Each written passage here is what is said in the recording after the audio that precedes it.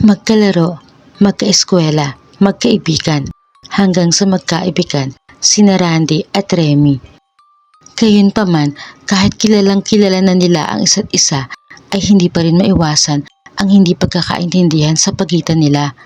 Habang tumatagal kasi, ay lalong nagiging selosa si Remy.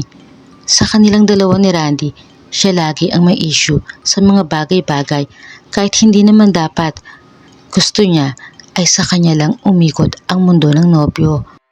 Lagi siyang nagbabanta na wawakasan ang sariling buhay kapag hindi niya nakuha ang gusto.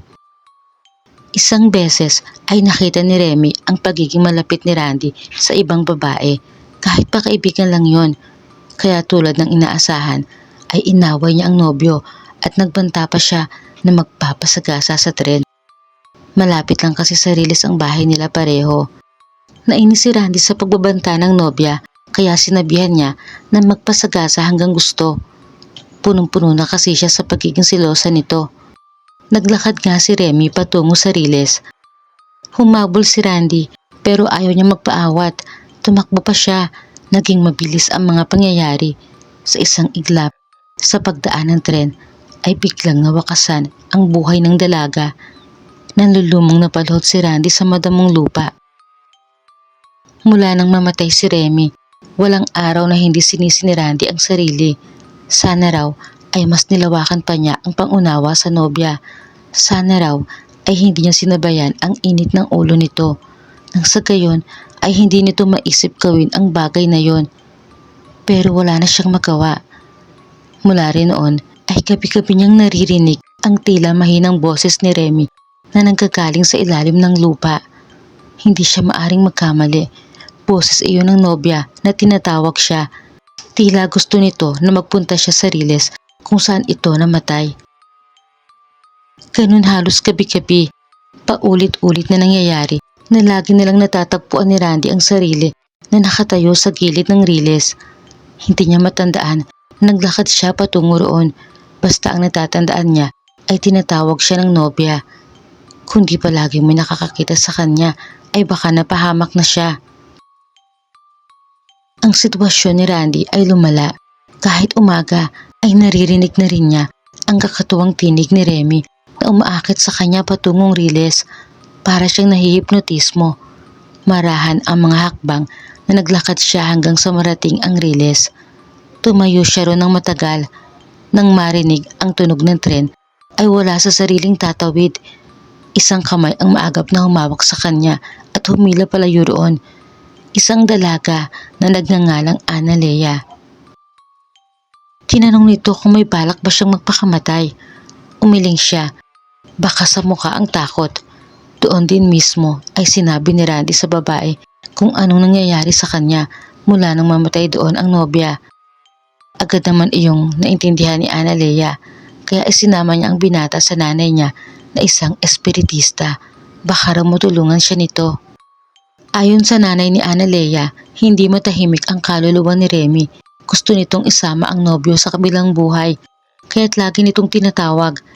Magagawa raw ni Remy ang panggagambalang ito hanggat narito pa ang kaluluwa niya sa lupa at mananatili ang kaluluwa nito dahil sa bigat ng dalahin para itong bagahe na pumipikil sa kanya paakyat sa langit. Ang dapat daw nilang gawin ay sama-sama itong ipagdasal nang sa gayon ay gumaan ang kaluluwa nito at makaakyat sa hagdan ng liwanag patungo sa itaas kung saan naghihintay ang tunay na paraiso para sa mga kaluluwa. Bago yun ay hiniling muna ni Randy na makausap ang kaluluwa ng nobya. Si Analea ang nagsilbing medium. Matapos ang mga hakbang na isinagawa ng nanay ng dalaga ay nagtagumpay siyang matawag ang kaluluwa ni Remy. Pumasok ito sa katabang lupa ni Analea. Nung una ay hindi pa makapaniwala si Randy. Ngunit nang marinig niya ang tinig na nagmula sa labi ni Analea, hindi siya maaaring magkamali.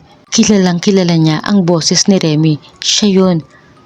Nagmamakaawa ito na sumama na siya sa kanya doon sa riles. Naiyak si Randy. Pinaalalahanan siya ng nanay ni Analea na huwag bibitaw sa pagkakahawak nila ng kamay.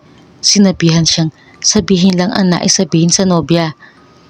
Nangangatal ang boses na humingi ng tawad si Randy kay Remy. Sinabi rin niya rito na hintayin na lang siya sa kabilang buhay kapag ang Diyos na ang tumawag sa kanya. Pinaalala niya kay Remy na mahal niya ito at hinihiling niya na payapa itong makatawid sa bago nitong mundo. Tulad ng dati ay hindi na naman siya naintindihan ng nobya. Galit na nagsisigaw ito. Biglang lumakas ang hangin at nagliparan ang mga gamit sa loob ng bahay. Gamit ang katawan ni Analea ay bumitaw ang dalaga sa pagkakahawak-hawak nila ng mga kamay at nagwala. Bumitaw din si Randy. Pilit inawat ang pagwawala ng dalaga. Niyakap niya ng mahigpit habang ang matandang babae ay ginawa ang dapat niyang gawin upang mapaalis na ang kaluluwa ni Remy sa katawan ng anak. Umusal siya ng ritual at mga panalangin. Ilang saglit pa ay unti-unting humina ang malakas na hangin kasabay ng pagkalma ng kaluluwa ni Remy at tuluyang pag-alis nito sa katawan ni Analea. Nang gabing yon, nagising si Analea na tinatawag din siya ng tinig ni Remy. Kahit takpan niya ang tenga ay naririnig pa rin niya. Hindi niya mapaglabanan ang kakatuwang puwersa na humihila sa kanya patungo sa riles. Wala sa sariling naglakad siya palabas ng bahay hanggang sa makarating sa riles ng tren. Tumayo siya sa gitna na tila hinahamon ang paparating na tren. Nang bigla niyang marinig ang malakas na boses ng ina, tinatawag siya. Nang makita ang sarili sa kinatatayuan, ay agad siyang umalis doon. Sobrang kaba na napayakap siya sa ina. Mabuti na lang daw at nasundan siya nito. Ayon sa nanay niya, idinamay siya ng multo ni Remy dahil sa pakikialam na ginawa nila.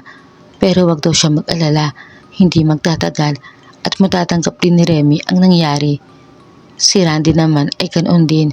Kahit pa ulit-ulit na nilang ipinagdasal ang kaluluwa ng nobya, ay ganun pa rin ang nangyayari sa kanya. Nagsuggest ang nanay ni Analea kay Randy na lumipat na muna ng lugar. Sila man ay ganun din ang gagawin. Doon na raw muna sila pansamantala sa kamag-anak nila titira sa kabilang bayan. Sinunod ni Randy ang payo ng espiritista. Doon na nga muna siya nakipisan sa kuya niya, malayo sa riles. Ngunit hindi niya inaasahan na hindi pa rin iyon ang magiging solusyon sa problema niya. Napabalikwas siya ng bangon. Naririnig na naman niya ang tinig ni Remy. Hindi na niya hinintay na muli siyang mawala sa sarili. Kusa na siya nagpunta sa riles kahit gabi na. Nagulat pa si Randy nang abutan niya ron si Analea. Wala ito sa sariling nakatayo sa gilid ng riles. Kinailangan pa niyang yugyugin. Nagulat din ang dalaga nang mabalik sa wisyo. Gumitna si Randy sa riles. Pasigaw na muli siyang humingi ng tawad kay Remy at sa kanya sinabi na handa na siya. Isama na siya nito. Hindi na kailangan mandamay pa ng iba. Siya na lang. Nang marinig ang papalapit na busina ng tren, ay napapikit na lang si Randy. Si Analea naman ay nanlaki ang mga mata sa panghihilakbot sa maaring mangyari sa binata. Itutulak sana niya ito paalis sa kinatatayuan. Ngunit ganoon na lang ang pagkabigla niya nang makita mismo ng mga mata ang kaluluwa ni Remy na siyang yumakap sa binata patulak sa kabilang linya. Ramdam ni Randy ang malamig na hangin yumapo sa kanya hanggang sa bumagsak siya sa lupa. At pagmulat niya ay makita ang malinaw na imahe ng nobya. Saglit nilang tinitigan ang isa't isa.